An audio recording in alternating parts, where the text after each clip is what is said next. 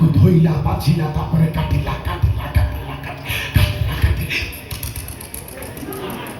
ଚକିନା କଟିଗଲା ଆଙ୍ଗୁଠିଟା ଟକିନା ରକ୍ତ ଖସି ତଥାପି କାଞ୍ଚନ ଶାଗ ଭଜା କଲା ତା ଭାଇ ପାଇଁ ବାଢି ଦେଲା ତା ଭାଇ ଶାଗ ଭଜା ଖାଇଲା ତାକୁ କାଞ୍ଚନର ରକ୍ତ ମିଶା ଶାଗ ଭଜା ଭାରି ଭଲ ଲାଗିଲା ସେ ମନେ ମନେ ଚିନ୍ତା କଲା ଯଦି କାଞ୍ଚନର ଟୋପାଏ ରକ୍ତ ପଡିକି ଶାଗ ଭଜା ଏତେ ସ୍ୱାଦ ହେଇଛି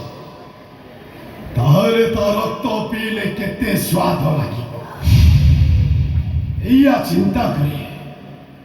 ସେ କାଞ୍ଚନକୁ କହିଲା କାଞ୍ଚନ ଜଙ୍ଗଲକୁ ଯିବୁ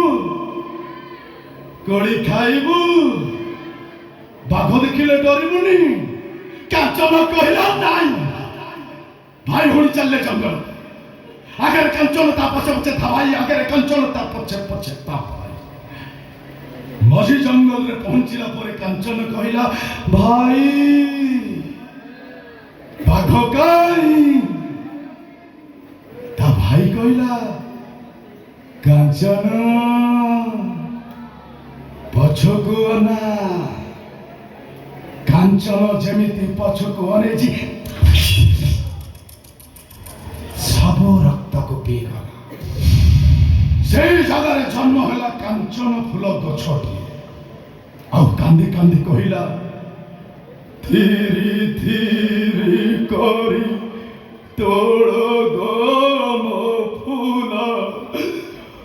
ଗଛରୁ ପତର ଝଡ଼ି ପଡ଼ିବା ଦଗା ଦିଅ ଭାଇ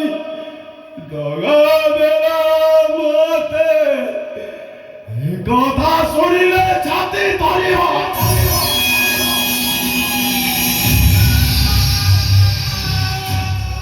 ଏସବୁ ଗପ ମତେ ଶୁଣିକି ଲାଭ